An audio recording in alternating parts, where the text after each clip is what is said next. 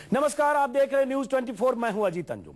नरेंद्र मोदी अपनी चुनावी रैलियों में पाकिस्तान पर आग उगलते रहे, जवानों का सिर काटने की घटना पर वहां की हुकूमत को ललकारते रहे, मनमोहन सरकार पर पाकिस्तानी हुक्मरानों को चिकन बिरयानी परोसने के आरोप लगाते रहे।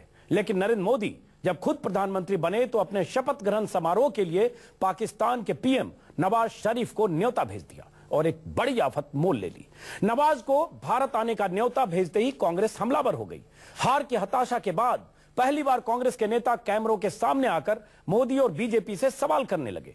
कांग्रेस का कहना है कि जो मोदी अपनी चुनावी रैलियों में पाकिस्तान को उसी की भाषा में जवाब देने की वकालत करते रहे, वही मोदी सत्ता में आने के बाद नवाज शरीफ की मेहमान नवाजी के लिए उतावले क्यों हो गए? कहां गया पाकिस्तान को लेकर मोदी का वो गुस्सा? इस सवाल पर बुरी तरह घिर चुकी बीजेपी पड़ोसी मुल्कों से बेहतर रिश्तों की दुहाई दे रही है।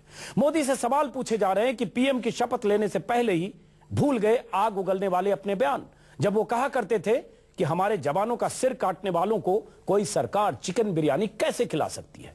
तो सबसे बड़ा सवाल यही है कि पाकिस्तान पर आग उगलने वाले मोदी क्यों दे रहे हैं नवाज शरीफ को न्योता? क्या सिर्फ वोट के लिए पाकिस्तान विरोध की राजनीति करती है बीजेपी? और क्या नवाज शरीफ को न्योता देकर घिर गए मोदी? इन्हीं सवालों पर बात करेंगे मेहमानों से, लेकिन सबसे पहले देखिए किसने क्या कहा। शरीफ, ये आपकी कौन सी औकात है?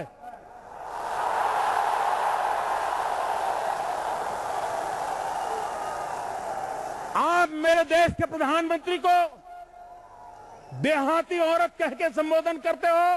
पाकिस्तान की सेना हिंदुस्तान की धरती पर हमारे सेना के जवानों के सर काट करके ले जाए, और उसके बाद भी दिल्ली की सरकार पाकिस्तान के प्रधानमंत्री के साथ प्रोटोकॉल के तहत चिकन बिरयानी के भोजन के समारंभ योजित करें। हमारे पड़ोसी देश आए दिन हमें ललकारते हैं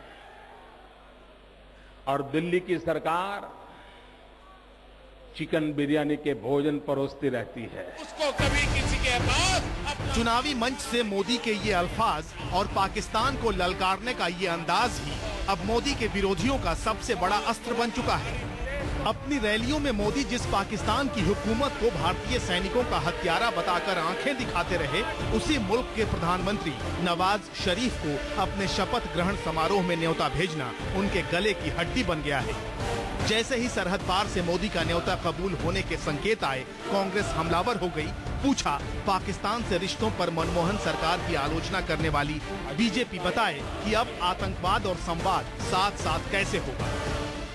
एक तरफ तो उन्होंने इलेक्शन के अंदर पाकिस्तान को लेकर, टेररिज्म को लेकर के जबरदस्त प्रोपेगेंडा किया और वोट हासिल करने की कोशिश की, और अभी शपथ नहीं ली है, ओथ नहीं ली है प्रधानमंत्री जी की, और उससे पहले ही उन्होंने राज तिलक में पाकिस्तान को इनवाइट कर लिया। तो ये कौन सी राजनीति है? It is completely contrary to the position which they had taken over the past 10 years whenever the UPA government tried to take the initiative of normalizing relations with Pakistan and creating a larger South Asian community. Congress का जवाब देने के लिए BJP ने अतीत के पन्नों से अटल बिहारी वाजपेयी की मिसाल ढूंढ निकाली। कहा, प्रधानमंत्री नरेंद्र मोदी भी अटल की राह पर चल रहे हैं। ये समारोह है, टेबल पर बैठकर नवाज से कोई बात नहीं हो रही। Narendra Modi has already told the nation that he will like to follow the footsteps of Atal Bihari Vajpayee in many areas, and this relations with the neighboring countries is one such area, because he had famously said that you choose your friends but not your neighbors. एक समारोह हो रही है, यहाँ तो कोई बातचीत तो नहीं होने वाली है। यहाँ आएंगे, बैंक्वेट होगा, नरेंद्र मोदी को प्रधानमंत्री बनते हुए देखेंगे। वैसे मोदी के शपथ ग्रहण समारोह के लिए 3000 मेहमानों को न्योता भेजा गया है, जिसमें सार्क देशों के राष्ट्राध्यक्ष भी शामिल हैं। लेकिन नजर पाकिस्तान के वजीर आजम पर होगी, जो मोदी को बधाई भी दे चुके हैं। अब नवाज का भारत आना एक सवाल तो खड़ा करता ही है कि क्या वोट के लिए होती है पाकिस्तान विरोध की राजनीति। Bureau report, news 24। तो सवाल यही है कि मोदी का अभी राज तिलक हुआ नहीं कि नवाज शरीफ को न्योता भेज दिया गया। पाकिस्तान के प्रधानमंत्री आने की तैयारी भी कर रहे हैं और मोदी की रैलियों में हमने कई बार सुना मोदी को, जब मोदी बार बार ये कहते थे कि जो पड़ोसी देश हमें ललकारते हैं, दिल्ली की सरकार उन्हें चिकन बिरयानी क्यों खिलाती है, और जो पाकिस्तान हमारे जवानों के सर काट लेता है उसके पीएम को हमारी सरकार चिकन बिरयानी क्यों खिलाती है। सवाल उठता है, नवाज शरीफ भारत आ रहे हैं, राज तिलक से पहले मोदी ने क्यों समझा कि पाकिस्तान को न्योता देने की जरूरत है। इस पर तमाम तरह के विवाद हैं, बवाल हैं, अलग अलग बयान हैं। हम समझने की कोशिश करेंगे क्या बीजेपी का स्टैंड बदल रहा है या बीजेपी की नई शुरुआत है जिससे दोनों देशों के रिश्ते बेहतर होंगे। हमारे साथ हैं स्टूडियो में Rajiv Dogra, former diplomat, IFS officer रह चुके हैं, कई देशों में राजदूत रह चुके हैं, मीम अफजल कांग्रेस के प्रवक्ता, गौरव भाटिया समाजवादी पार्टी के प्रवक्ता, सुधांशु त्रिवेदी बीजेपी के प्रवक्ता। सुधांशु त्रिवेदी जी,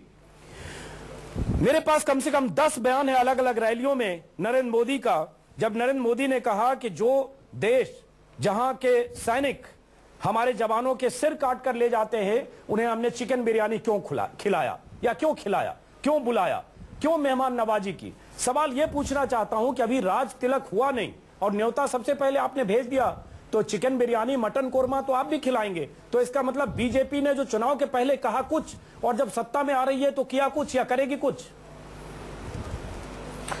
देखिए, आप जो कह रहे हैं ये थोड़ा प्रसंग के अनुकूल नहीं प्रतीत हो रहा है। अच्छा, यहाँ पर एक तो सिर्फ कोई पाकिस्तान के प्रधानमंत्री को नहीं बुलाया गया है, ये सभी सार्क देशों के राष्ट्राध्यक्षों को बुलाया गया है। अतः यह हमारी उस विदेश नीति के संदर्भ में है कि हम क्षेत्रीय सहयोग के आधार पर सभी अपने साथी जो पड़ोसी देश हैं उनको साथ में आगे लेके बढ़ने का प्रयास कर रहे हैं। सुधांशु त्रिवेदी, पाकिस्तान भी उसका एक अंग है।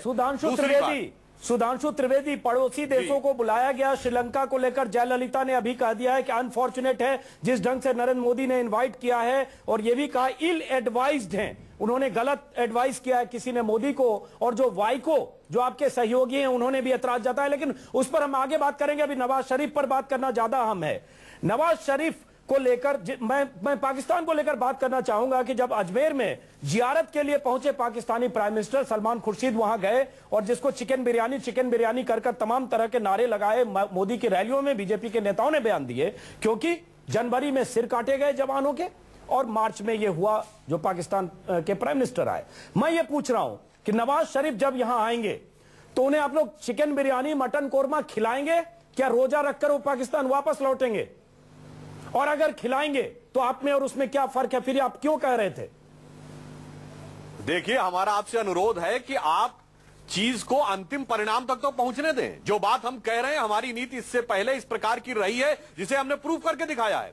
अगर पिछली हमारी रिजीम जो एनडीए की थी 1998 से 2004 के बीच में, तो अगर हम पहले लाहौर बस यात्रा लेके गए थे तो जब कारगिल का युद्ध हुआ तो वो एकमात्र अवसर था जब ऑर्गेनाइजेशन ऑफ इस्लामिक कंट्रीज में पाकिस्तान हमारे खिलाफ प्रस्ताव नहीं पारित कर पाया। और दूसरी बात, 6 जनवरी 2004 को हमने पहली बार पाकिस्तान के राष्ट्राध्यक्ष से या लिखित में आश्वासन लिया पाकिस्तान की जनरल असेंबली में कि हम पाकिस्तान की सरजमी का उपयोग दहशतगर्दी के लिए नहीं करने देंगे। और पहली बार जनरल मुशर्रफ ने ये बोला कि कश्मीर के अलावा अन्य विषय पर भी बात होती है। हमने जब शुरुआत किया है तो उसे अंतिम परिणति तक पहुंचाया है। सुधांशु त्रिवेदी, होने से पहले निकाले ले रहे हैं। सुधांशु त्रिवेदी, अंतिम परिणति तो यह है कि लाहौर डिक्लेरेशन मेरे पास है, अटल जी की तस्वीरें हमारे सामने, हमने देखा था जब लाहौर गए थे अटल जी, और उसके तुरंत बाद कारगिल हुआ और उसके बाद आप फिर आगरा में आपने मुशर्रफ को बुलाया, आगरा समिट हुआ और आपको गच्चा देकर मुशर्रफ राष्ट्रपति की बात कर रहा हूं, सुन तो लीजिए, राष्ट्रपति मुशर्रफ आपको गच्चा देकर बिना आगरा ट्रीटी पर साइन किए आधी रात को चले गए।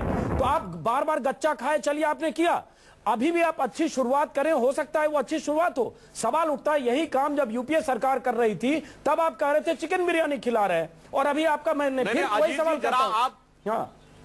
नहीं, जरा आप घटनाओं के अनुक्रम को में संशोधन कर लें जी। कारगिल युद्ध 1999 में हुआ, लाहौर की जिस बस यात्रा की आप बात कर रहे हो फरवरी 99 फरवरी में, जी जी। जनरल मुशर्रफ की बात 2001 की है, आगरा समिट की। हाँ, मैं कारगिल के बाद मुशर्रफ की बात कर रहा हूं वो 6 जनवरी 2004 को है। यानी हमने इस सारे प्रकरण के बाद अंततः पाकिस्तान को इस बात के लिए कारगिल के बाद ही मुशर्रफ आए। करगिल के बाद ही मुशर्रफ आए। परिणति तो 6 जनवरी 2004 के डिक्लेरेशन की बात कर रहा हूं मैं तो करगिल के बाद डिक्लेरेशन की बात नहीं कर रहा हूं जो नवाज शरीफ। सर आपने करगिल के बाद मुशर्रफ को न्योता दिया, मुशर्रफ आए, सवाल वो नहीं है। सवाल वो है कि चलिए अच्छी बात है, शुरुआत होनी चाहिए, लेकिन शुरुआत होनी चाहिए तब अपनी रैलियों में आप लगातार 2 महीने तक क्यों शुरुआत होनी चाहिए, मगर तब जब आखिर में हम कुछ पाए।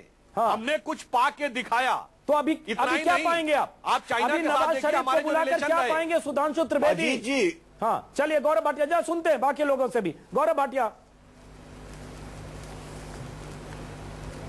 अजीत जी, सिर्फ मैं ये कहना चाहूंगा कि यहाँ पे कुछ विरोधाभास है।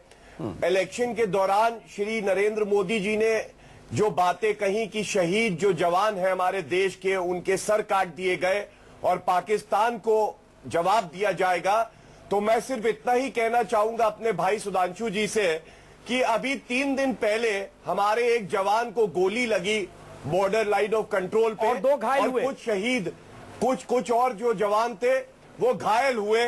तो क्या ये उपयुक्त समय था जिस वक्त हम लोग पाकिस्तान के वजीर आजम को भारत में बुलाते? और दूसरी बात, क्या ये ना माना जाए कि जब वोट लेने थे तो नरेंद्र मोदी जनता को कुछ और आश्वासन दे रहे थे और अभी ओथ नहीं ली है, और आज उनकी कथनी और करनी में फर्क आ गया है।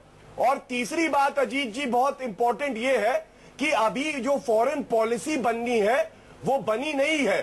तो अगर आप नेपाल जैसे दोस्त का तुलना करेंगे पाकिस्तान से, तो मेरे ख्याल से आप अपने दोस्तों को भी कहीं ना कहीं खो देंगे। चलिए जरा जवाब लेते हैं सुधांशु त्रिवेदी। गौरव भाटिया ने जो कहा, सुधांशु त्रिवेदी, अभी 19 तारीख को ही सीमा पर एक जवान की मौत हुई एलओसी पर, जो जवान वहां पर सरहद की रखवाली कर रहा था, 2 घायल हुए, और उसके आप तुरंत बाद आप ये बुला रहे नवाज शरीफ को। तो ये कथनी और करनी में फर्क क्यों है, जो सवाल पूछे गौरव ने। उसके बाद आ रहा हूं मीम अफजल और राजीव डोगरा आपके पास। सुधांशु त्रिवेदी।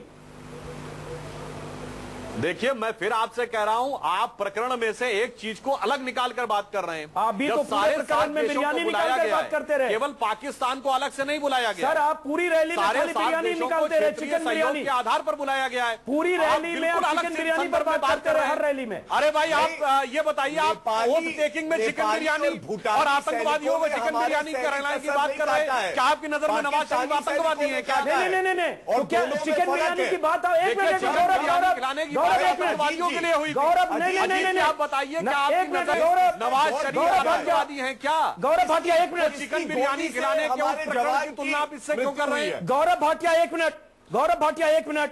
आप सुधांशु त्रिवेदी, मैं समझता हूँ कि आपका रिसर्च बहुत तगड़ा होता है, आप पार्टी अध्यक्ष के बहुत करीबी में सलाहकार भी हैं। ये कसाब के संदर्भ में चिकन बिरयानी की बात नहीं की है मोदी ने। मोदी की रैलियों का मेरे पास डिटेल है। मोदी ने कहा 11 अगस्त को हैदराबाद में कि हमारे जवानों के सर काट लिए गए। उसके बाद भारत के विदेश मंत्री जयपुर जाकर पाकिस्तान के मेहमानों को बिरयानी खिला रहे थे।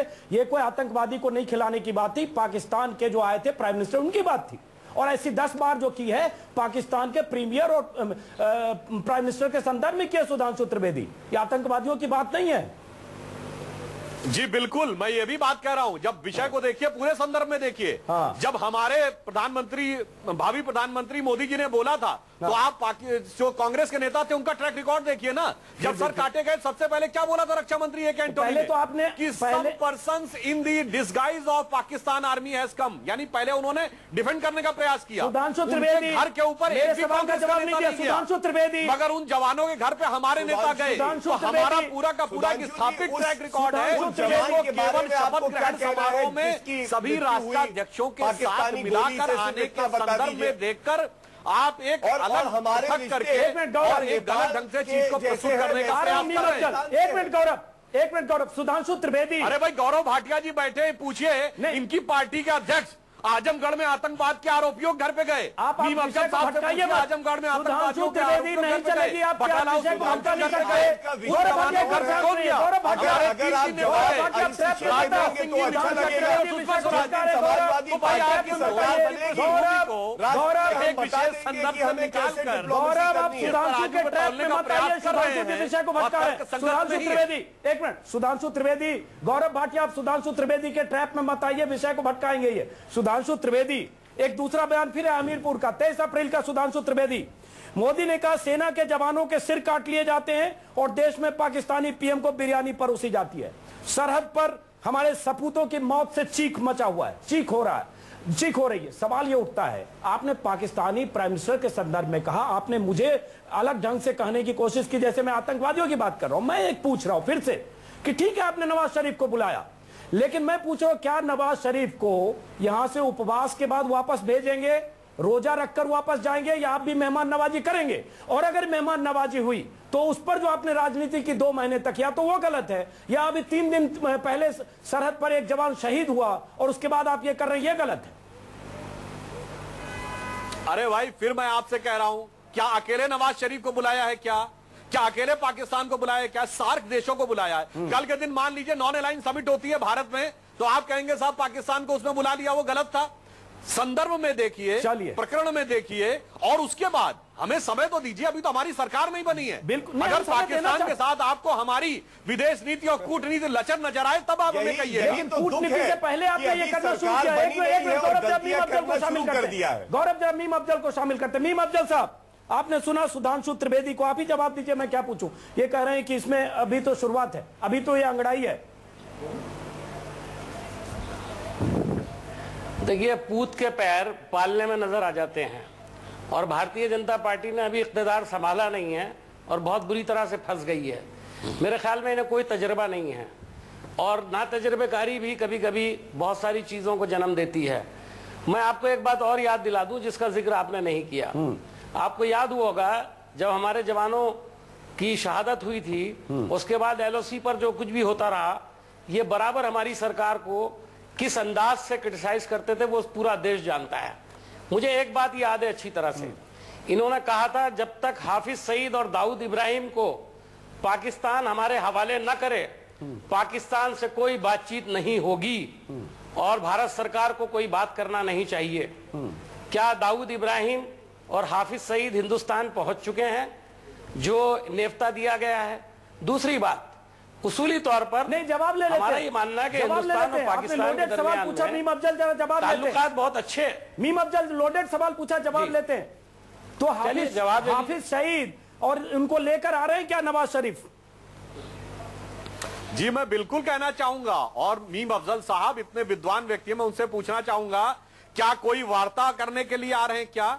क्या कोई डिप्लोमेटिक टॉक्स हो रही है? क्या कोई कॉन्फिडेंस बिल्डिंग मेजर हो रहा है? क्या जब इनमें से कुछ भी नहीं है तो यह फोटो अपॉर्चुनिटी है, दुआ सलाम है जा रहा है, दुआ सलाम है। सुधांशु भाई दुआ सलामी नहीं है। मैं आपको एक बात याद दिलाऊं, अनेक गणमान्य व्यक्ति आ रहे हैं, उन गणमान्य व्यक्तियों में से किसी का इन्विटेशन क्या मायने रखता है, ये मेरा ख्याल है आप जैसे पढ़े लिखे आदमी से ज्यादा कोई नहीं जानता है, पूरा देश जानता है।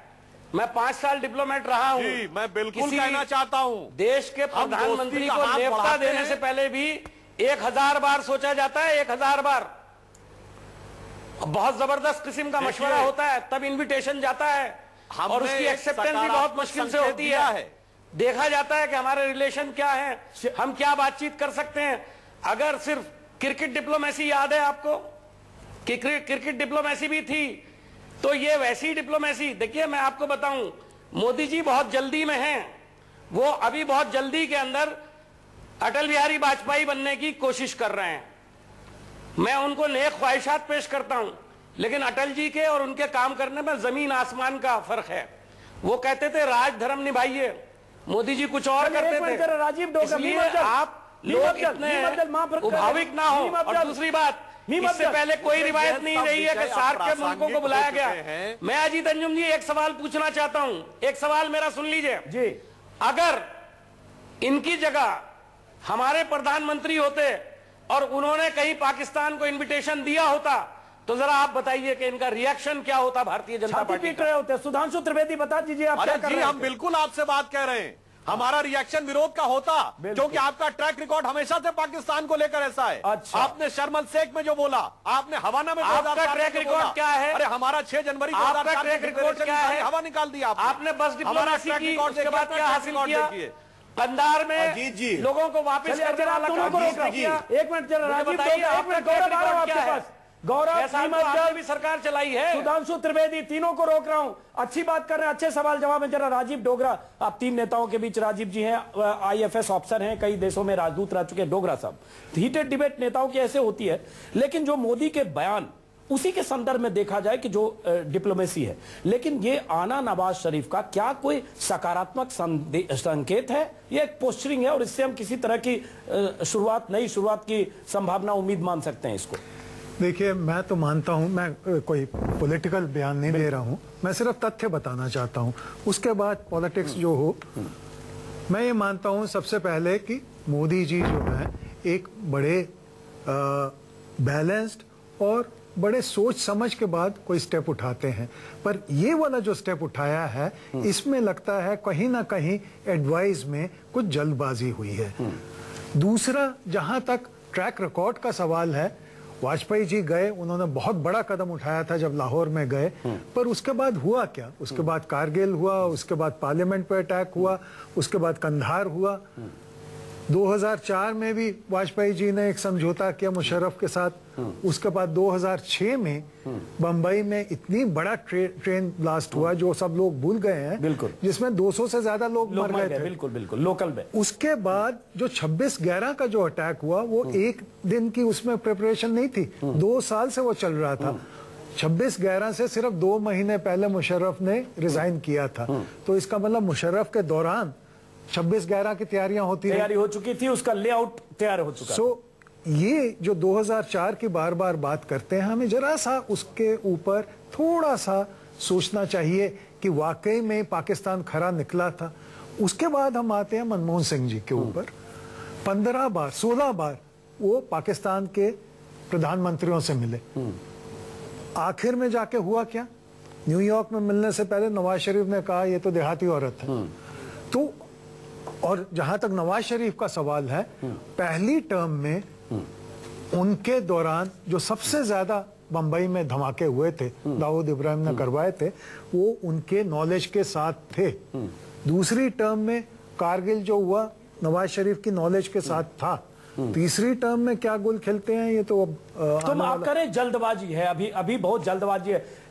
सुधांशु त्रिवेदी, ब्रेक का वक्त है, उससे पहले सुधांशु त्रिवेदी जो तलखी मोदी की दिखी, फिर मैं एक बार बोलूंगा, चूंकि आपने कहा आतंकवादियों के संदर्भ में चिकन बिरयानी नहीं था, उन्होंने कहा 26 सितंबर का एक और बयान है जिसमें उन्होंने कहा कि पाक की सेना हमारे जवानों को सीमा पर गोलियों से भून दे, उसके बाद भी दिल्ली की सरकार पाकिस्तान के PM के साथ प्रोटोकॉल के तहत चिकन बिरयानी के साथ समारोह करे। अब उसके बाद जो हमारे साथ है राजीव डोगरा साहब, वो भी कह रहे हैं कि इतने तल्ख बयान और उसके बाद जो आप करते हैं, दोनों में फर्क है। इसका मतलब वहां चुनाव में आपको वो कहने से फायदा था, पाकिस्तान के खिलाफ भाषण देने से फायदा था, तो आप उकसावे के भाषण दे रहे थे। आज आपको लग रहा है कि कुछ नई शुरुआत करें, आउट ऑफ बॉक्स, तो आप न्योता दे रहे हैं। जी नहीं, हमारी नीतियां पाकिस्तान अथवा सभी विदेश हमारे पड़ोसी देशों के साथ बारे में एकदम स्पष्ट हैं।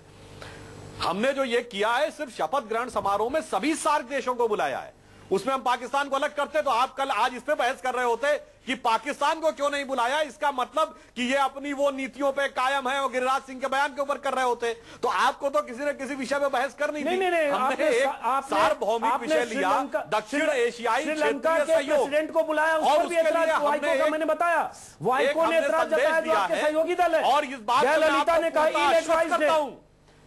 जो हमारी डिप्लोमेसी होगी वो भारत के हितों के संदर्भ में पूरी दृढ़ता के साथ भारत के हितों की रक्षा करने वाली होगी, जैसा हमारी पूर्ववर्ती सरकारों ने किया है। लेकिन आपके समय कैसे भारत के हितों की रक्षा हुई आपने देखा। कंधार में भी पाकिस्तान की भूमिका थी, और पाकिस्तान ने उनको संरक्षण दिया। कारगिल हुआ, मुशर्रफ आए आगरा में, हालांकि मैं भी उसका चश्मदीद था आगरा में, किस ढंग से मुशर्रफ की मेहमान नवाजी में आप सब पीछे, और मुशर्रफ ने गच्चा दिया आपको। आगरा ट्रीटी पर समझौता करने से मुशर्रफ चले गए, फिर लेकिन आप पाकिस्तान पर भरोसा करें, अच्छी बात है, करिए, लेकिन सवाल उठता फिर दूसरों पर बिरयानी भाई 2001 आरोप लगाकर इल्जाम न लगाइए। दस्तखत नहीं किए, 2004 में तो किए ना। चलिए 4 में किया, उसके बाद बताया राजीव, हस्ताक्षर करवाने में सफल रहे। राजीव भारत और साहब ने उसके बाद पाकिस्तान के संबंधों में आपको पहला अवसर आया है कि पाकिस्तान के किसी राष्ट्राध्यक्ष ने यह साइन करके लिखा है कि हम पाकिस्तान की सरजमी का उपयोग आतंकवाद के लिए नहीं करने देंगे। चलिए ब्रेक के बाद वापस लौट रहे, गौरव माफ करे, और ब्रेक के बाद मुशर्रफ ने किया। ब्रेक के बाद वापस लौट रहा हूं सुधांशु त्रिवेदी, ब्रेक के बाद वापस लौट रहा हूं कुछ और सवालों के साथ। ब्रेक के बाद फिर यही कि क्या पाकिस्तान को लेकर बीजेपी की नीति सॉफ्ट होती है चुनाव जीतने के बाद, और चुनाव जीतने से पहले बीजेपी आक्रामक होती है। ब्रेक के बाद आपका स्वागत है। नरेंद्र मोदी ने राज तिलक के लिए नवाज शरीफ को न्योता दिया, हालांकि कहा जा रहा है सार्क देशों के बाकी राष्ट्राध्यक्षों को भी बुलाया गया है, लेकिन बवाल यह कि नवाज शरीफ को न्योता क्यों दिया मोदी ने, जब मोदी लगातार पाकिस्तान को लेकर ललकारते रहे और बार बार जवानों के सिर काटने की बात को लेकर तूल देते रहे, तो फिर नवाज शरीफ को न्योता क्यों दिया, ये डबल स्टैंडर्ड क्यों? इसी पर बात करें, हमारे साथ हैं सुधांशु त्रिवेदी, मीम अफजल, गौरव भाटिया। सबसे पहले सुधांशु त्रिवेदी, बाकी लोगों से भी चूंकि बात करनी है इसलिए पॉइंटेड सवाल पूछता हूं, पॉइंटेड ही आंसर दीजिएगा, भटकाइएगा नहीं, बहुत मास्टर हैं आप। सुधांशु जी, मेरे पास मोदी का एक स्पीच है जिसमें मोदी ने कहा है, मुंबई के संदर्भ में जब मुंबई में हमले हुए, मोदी ने कहा है कि अरे ये सरकार सवाल पूछती है पाकिस्तान के हुकूमत से, अरे डूब मरो डूब मरो, ये लव लेटर लिखना बंद करो, पाकिस्तान को पाकिस्तान की भाषा में जवाब दो, आतंकवादियों को जो भाषा समझ में आए उसी में जवाब दो। एक ये तो मैं समझना चाहता हूं कि डूब मरो कह रहे हैं भारत सरकार मनमोहन सरकार को, और आप न्योता दे रहे हैं, तो ये दोनों में क्या फर्क है, जरा समझाइए। जी वही उसी आपने कहा उसी भाषा में जवाब दो, आप न्योते के तौर पर जवाब दे रहे हैं। जब आप वो डूब मरो उन्होंने इसलिए कहा कि पाकिस्तान के आतंकवाद से हम पीड़ित हैं, और हमारी सरकार हवाना में जाके कहती है कि पाकिस्तान आतंकवाद से पीड़ित है, हमें इसका सहयोग करना चाहिए।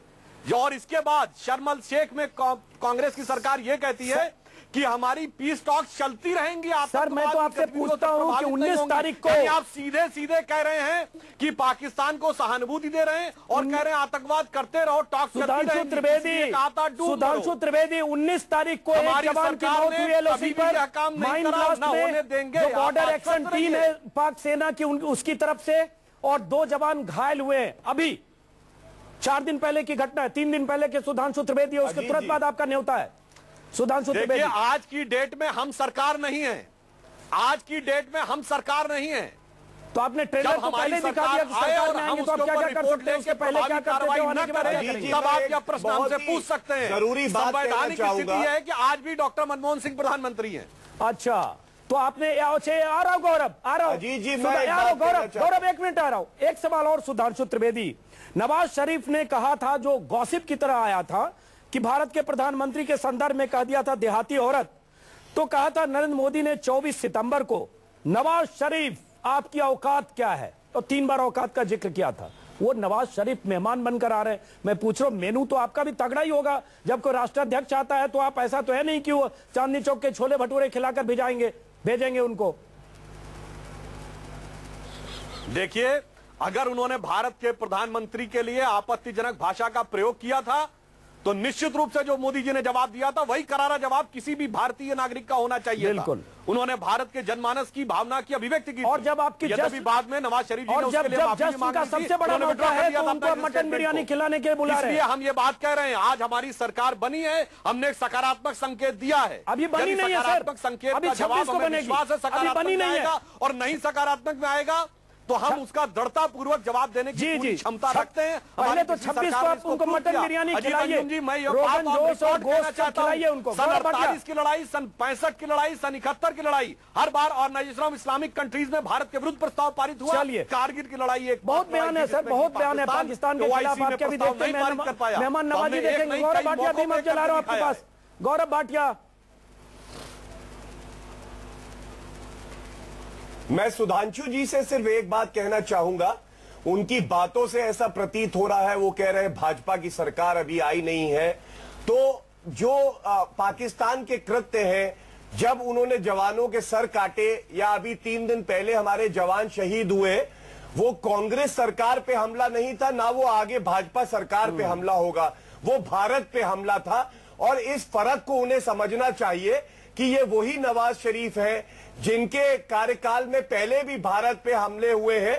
और इसीलिए ये जरूरी है कि कोई भी निर्णय अगर पाकिस्तान के वजीर आजम को बुलाने का लिया जाए तो अपनी फॉरेन पॉलिसी को ध्यान में रखते हुए लिया जाए और भारत के खिलाफ उनके क्या रुख रहा है, रवैया रहा है, उसको ध्यान में रखते हुए लिया जाए। दूसरी बात उन्होंने कही कि सार्क के सारे देशों को हमने बुलाया, तो मैं उनसे फिर से विनम्र विनती करता हूं कि हमारे जो रिश्ते नेपाल से हैं या भूटान से हैं, उन रिश्तों को आप पाकिस्तान के रिश्तों से कंपेयर नहीं कर सकते। जवाब लेते हैं। हर देश के साथ आपके रिश्ते जैसे सौहार्द होता है उस हिसाब से होते हैं। जवाब लेते हैं। और अभी ये भी तय नहीं हुआ था कि हम पाकिस्तान को आगे बुलाएंगे या उनका इंतजार करेंगे कि वो हमें फीलर दे। इन्होंने पहले ही अपने पत्ते खोल दिए हैं और ज्यादा झुकेंगे तो इनके सर के ऊपर से चलने में भी देरी नहीं करेगा। सुधांशु त्रिवेदी, जैसा कि गौरव भाटिया ने कहा, एक सवाल और पूछ रहा हूं आपसे सुधांशु त्रिवेदी, इसका भी जवाब दीजिएगा कि अगर 2-3-4 महीने के भीतर, अभी 3 दिन पहले हो चुका है लैंडमाइन ब्लास्ट, 2-4 महीने के भीतर अगर आतंकी हमला हुआ तो क्या मुंह दिखाएंगे देश को? आप भी नवाज शरीफ को मटन बिरयानी और रोगन जोश खिलाकर भेजेंगे 26 को राज तिलक में, और 4-6 महीने में कोई घटना हुई तो आप क्या कहेंगे सर? देखिए, ये यद्यपि तो आपका प्रश्न बहुत काल्पनिक है, पर मैं आपको पूर्णतः आश्वस्त करना चाहता हूं कि हमारी सरकार के समय में अव्वल तो ऐसी कार्रवाई होने की स्थिति नहीं उत्पन्न होगी। और यदि हुई तो निश्चित रूप से उसका जो प्रभावी प्रत्युत्तर कूटनीति के स्तर पर भी और राष्ट्रीय सुरक्षा के स्तर पर भी हमारी सरकार के द्वारा दिया जाएगा। चलिए, बहुत अहम बात कही आपने कि अव्वल तो होगी नहीं। दर्शक इसको नोट करें, 26 तारीख को मोदी का शपथ ग्रहण राज तिलक है, 5 साल की सरकार है। अभी बीजेपी के प्रवक्ता ने कहा कि ऐसी कोई घटना, आतंकी घटना अव्वल तो होगी नहीं, और अगर होगी तो उसी तरह से जवाब दिया जाएगा जैसा कि मोदी कहते रहे। मीम अफजल, आप नहीं कर पाए कुछ, आप आतंकियों के सामने लाचार थे। अब आतंकवादियों के और पाकिस्तान के बुरे दिन आने वाले हैं। मैं पहले बात तो ये, चूंकि मुझे शुरू में एक बात कहनी थी जी कि जहां तक कांग्रेस की पॉलिसी का ताल्लुक है, कांग्रेस का ये स्टैंड है कि पड़ोसी मुल्कों के साथ, सबके साथ हम अच्छे संबंध रखना चाहते हैं, और जो इन्होंने नेवता दिया है हमने उसको गलत नहीं कहा। हमारा बुनियादी सवाल ये है कि इन्होंने भारत के इलेक्शन में 2 महीने का जो आपने जिक्र किया और कुछ तकरीरों का हवाला दिया, फिर मैंने भी कुछ चीजें बताई, तो इन सब को लेकर के एक बात तो बिल्कुल स्पष्ट रूप से सामने आती है कि भारतीय जनता पार्टी ने इस इलेक्शन के अंदर आतंकवाद और पाकिस्तान का नाम लेकर के वोट को पोलराइज करने की कोशिश की और शायद उसका फायदा भी उठाया। आज वो लोग शायद जिन्होंने ये समझ करके कि इनका ये कहना जेन्युइन था, जो कि जिन्होंने पाकिस्तान के लिए कहा था, वो आज यकीनन इनसे सवाल पूछ रहे होंगे और आगे चलकर भी पूछेंगे। अभी एक सुधांशु भाई ने एक बहुत अहम बात कही और उन्होंने बहुत अपनी पीठ थपथपाते हुए 2004 के उस समझौते का जिक्र किया जिसमें उन्होंने पाकिस्तान से ये लिखवा लिया था कि पाकिस्तान की सरजमीन को आतंकवादियों के लिए इस्तेमाल नहीं किया जाएगा, आतंकवाद के लिए इस्तेमाल नहीं किया जाएगा। क्या भारतीय जनता पार्टी ऑफिशियली ये बात कह सकती है कि उसने जो समझौता करवाया था या लिखवाया था, क्या उस पर अमल हुआ है? क्या आज भारतीय जनता पार्टी और मोदी जी ये मानने लगे हैं कि पाकिस्तान के अंदर आतंकवाद खत्म हो गया है? जवाब लेते या उस सरजमीन से भारत के लिए आतंकवाद का कोई प्रोग्राम नहीं तैयार हो रहा है? जवाब अगर ऐसा भारतीय जनता पार्टी का व्यू है तो मैं समझता हूं उनका न्योता जो है वो बिल्कुल सही है, कबूल होना चाहिए, और न्योता के साथ तोहफा देकर भी भेजना चाहिए। मीम अफजल, सही सवाल उठाया आपने, न्योता भी कबूल होना चाहिए, नवाज शरीफ कबूल करें, आप उनको तोहफा भी देकर भेजें। लेकिन अभी हमारे साथ राजीव डोगरा थे, उन्होंने भी यही बात कही कि 2004 के बाद जो कुछ हुआ, मुंबई में जो कुछ हुआ, ये सब पहले से प्री प्लान था। ऐसा नहीं कि आपने कॉन्ट्रैक्ट साइन कर लिया और उसके बाद सब कुछ बंद हो गया वहां पर। सुधांशु त्रिवेदी, देखिए, मीम अफजल साहब ने जो बात कही, बदकिस्मती से 4 महीने बाद हमारी सरकार चली गई और किए धरे पे ऐसा पानी फिरा कि 2007 में जाके हवाना में इन्होंने ये कह दिया कि पाकिस्तानी आतंकवाद से पीड़ित है। हमने तो जब लिखवाया इसका मतलब यह था कि पाकिस्तान ये मान रहा है कि उसकी सरजमी से कुछ हो रहा है जो नहीं होना चाहिए। उसके बाद इन्होंने तो ऐसे बेहतरीन काम किए कि समझौता एक्सप्रेस ब्लास्ट, जो अमेरिका के स्टेट डिपार्टमेंट की वेबसाइट जाके देखिए, वो मानता है पाकिस्तान का काम था। हमारी सरकार भी पहले ये मान रही थी, उसने घुमा के अपना इन्वेस्टिगेशन कर दिया कि हमारा काम है, भारत के अंदरूनी शक्तियों का काम है, और आज तक में चार्जशीट दाखिल नहीं हो पाई है उस मैटर पे। इन लोगों ने एक के बाद एक ऐसे शानदार काम किए कि जो किया धारा था उसको सब पानी में डाल दिया। इसलिए आज ये हालात पैदा हुए। बहुत सारी चार्जशीट तो क्वेश्चन पूछ रहे हैं सुधांशु भाई गुजरात में भी नहीं दाखिल हो पाएंगे। नहीं, फिर अब विषय को भटकाइए मत। सुधांशु त्रिवेदी ठीक है, उन्होंने जो किया बेड़ागर्क किया, और उसके बाद बेड़ागर्क जनता ने जनादेश देकर कांग्रेस का भी कर दिया, 44 पर सिमट गई। सुधांशु त्रिवेदी, सुषमा स्वराज नेता विपक्ष थी, हो सकता है अहम ओहदे पर हो, मजबूत किसी बड़े मंत्रालय की मंत्री हूं। उन्होंने जब हेमराज का सर काटा गया, उन्होंने कहा कम से कम एक हेमराज के बदले 10 सर काट कर तो लाते।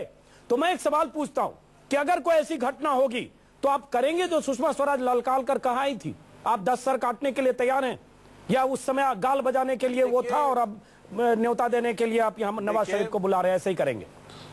देखिए, जो बात सुषमा जी ने कही थी वो एक प्रतीकात्मक विशेषण के तौर पे कही गई थी।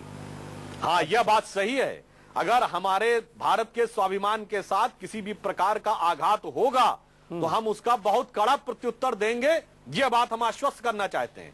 इस बात का जो सब्सटेंस था, जो मूल भाव था, वो उस मूल भाव भारतीय जनता पार्टी की नीतियों में आपको परिलक्षित होगा, भविष्य में परिलक्षित होगा। सुधांशु त्रिवेदी, गौरव भाटिया, मुझे लगता है कि अब पाकिस्तान की तरफ से जो भी आतंकी हमले होते हैं, आईएसआई प्रोटेक्टेड जो लोग होते हैं, लश्कर तोयबा से लेकर जैश तक, वो सब सख्ते में होंगे, क्योंकि मोदी जी की सरकार आ गई है। अब ये चेतावनी भी दे रहे हैं, नवाज शरीफ आएंगे, यहां से तोहफा न्योता दोनों कबूल करके जाएंगे, सब ठीक हो जाएगा, मान लें।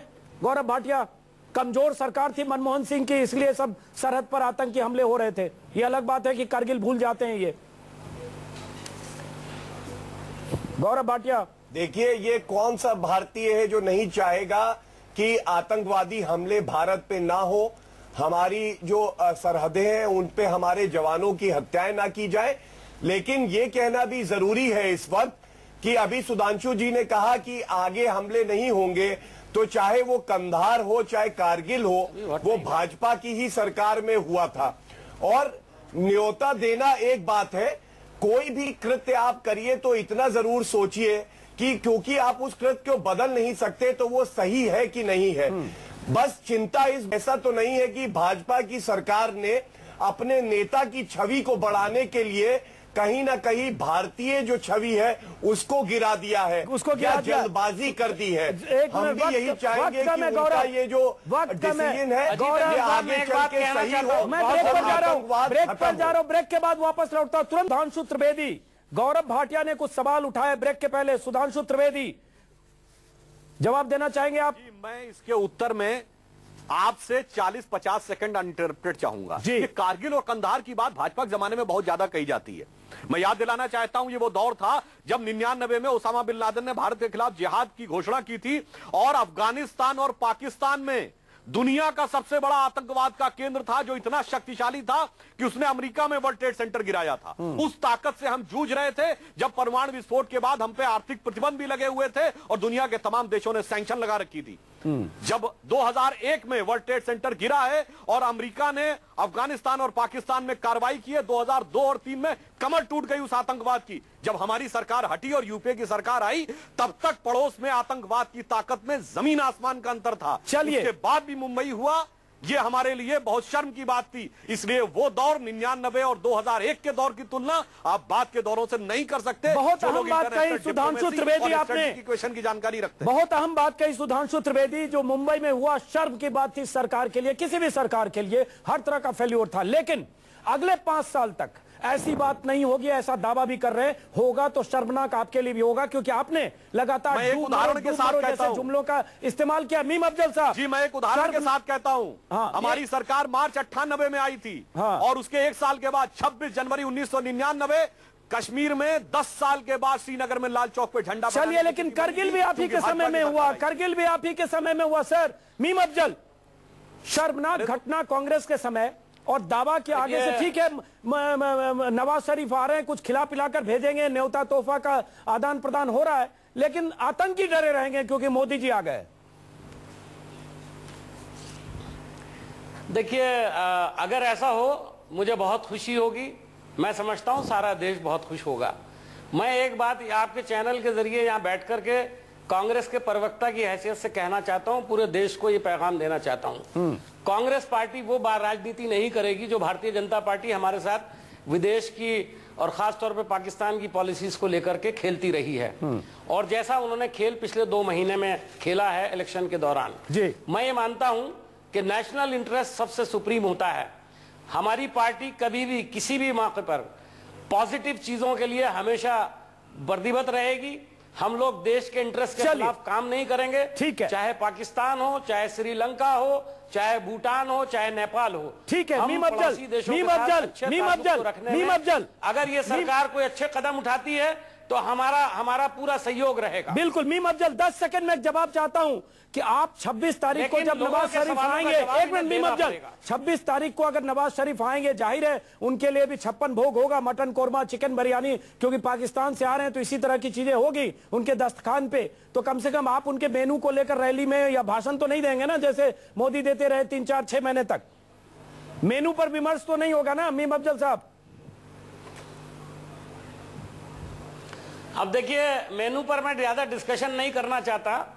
पाकिस्तान से लोग आएंगे तो राष्ट्रपति भवन के अंदर जो कुछ भी तैयार होगा उसका ताल्लुक मेरा ख्याल है प्रधानमंत्री जी से नहीं है। चलिए, उसका ताल्लुक तो प्रेसिडेंट हाउस से होता है। माफ करिए गौरव भाटिया, मीम अफजल, सुधांशु त्रिवेदी, वक्त कम है, बहुत दिलचस्प बातचीत हुई और आप सभी मेहमानों का बहुत बहुत शुक्रिया। देखते हैं नवाज शरीफ आते हैं, उनकी मेहमान नवाजी कैसे होती है। लेकिन सवाल उससे बड़ा है कि क्या नवाज शरीफ भारत में मोदी के राज तिलक से वापस लौटते हैं, उसके बाद क्या पाकिस्तान सचेत रहता है? क्या सीमा पर, क्या सरहद पर सैनिकों पर हमले नहीं होते हैं और क्या आतंकी वारदात रुक जाएगी? इसी का इंतजार होगा, क्योंकि दावा यही किया गया बीजेपी